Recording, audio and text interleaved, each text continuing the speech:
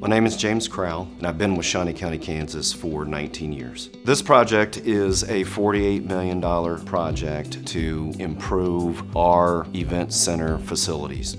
We have an arena, we have an exhibition hall, and then we have equine facilities. We had a $48 million budget, and really what we had come up with ended up being about $10 million above that $48 million figure. So we needed to go back with McCownGordon and try to find ways to get ourselves within that $48 million without cutting scope as much as possible. We've continued to experience cost savings throughout the construction of the project. McCownGordon has done a good job of identifying ways that we can use alternative materials or alternative methods or alternative plans to save money throughout the project, and that's great because it allows us to add additional scope in other places.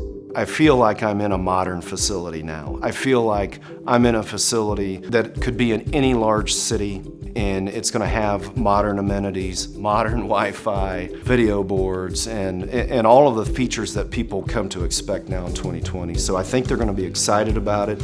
I'm hoping they're proud too to have this in their community and look forward to all the events we're going to be able to bring in.